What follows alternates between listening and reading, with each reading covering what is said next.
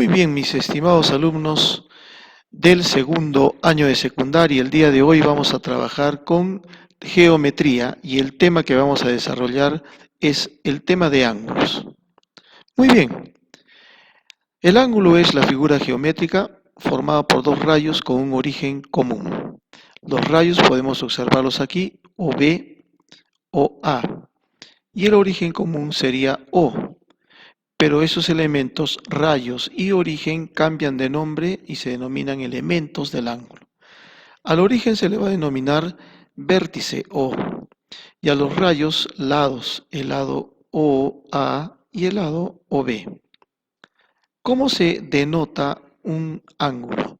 La notación es la siguiente. Se coloca un símbolo del ángulo, observe ahí, AOB. Se lee el ángulo AOB. En algunos textos va a encontrar usted que en vez de este ángulo, encima de la O también tienen un ángulo, como un sombrerito.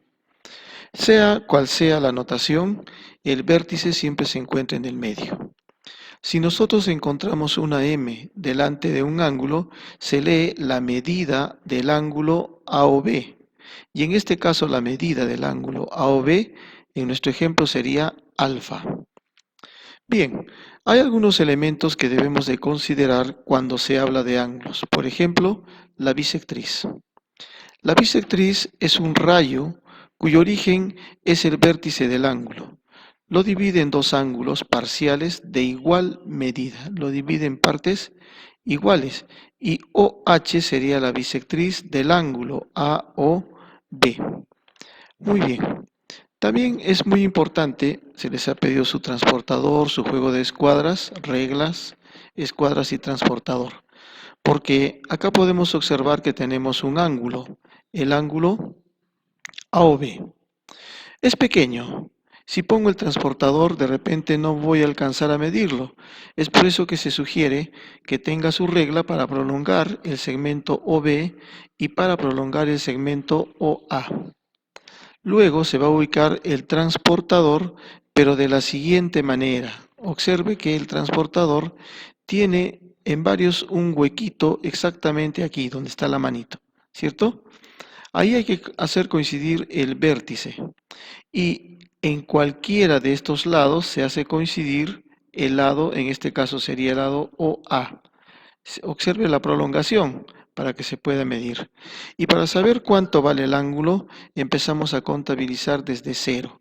Vas a tener las dos numeraciones, 0 y 180. Como vamos a medir, empezamos desde 0 y empezamos a contar. Acá hay 10, 20, pasamos los 90, ya estamos en 120, 130 y 140. Entonces ese ángulo AOB mide 140 grados. ¿Ya? Esa es la forma de trabajar con el transportador. Practique usted con su transportador. Bien, los ángulos se clasifican considerando los siguientes elementos. Veamos.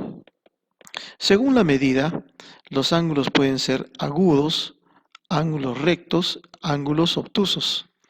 Un ángulo agudo se caracteriza porque mide menos de 90 grados, pero más de 0. El ángulo recto se caracteriza porque mide 90 grados. Y el ángulo obtuso tiene la característica de medir más de 90 grados, pero menos que 180 grados. Con respecto a la posición de sus lados, los ángulos se pueden dividir o clasificar de la siguiente manera. Veamos, si se encuentran dos ángulos, uno junto al otro, compartiendo uno de los lados, a esos ángulos se les denomina adyacentes. Si se encuentran más de dos ángulos adyacentes, se les denomina ángulos consecutivos. Diferencia. El ángulo adyacente comparte un lado común. Los ángulos consecutivos comparten un vértice común. Y también si los ángulos se denominan opuestos por el vértice, la característica es que dichos ángulos siempre miden lo mismo. Bien, de acuerdo a la característica de los ángulos, se dividen en dos tipos, ángulos complementarios y ángulos suplementarios. Los ángulos complementarios son aquellos cuya suma es igual a 90 grados y los ángulos suplementarios aquellos que suman 180 grados. Ahora, la palabra clave aquí es complemento. Cuando me dicen complemento, yo sé que el complemento es 90 grados menos el ángulo. Complemento de alfa, 90 menos alfa. Y el complemento de beta sería 90 menos beta. La palabra clave también sería suplemento.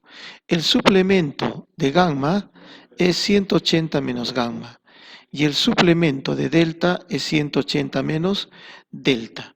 Muy bien, también vamos a considerar aquí algunos elementos que son importantes, algunas propiedades y características.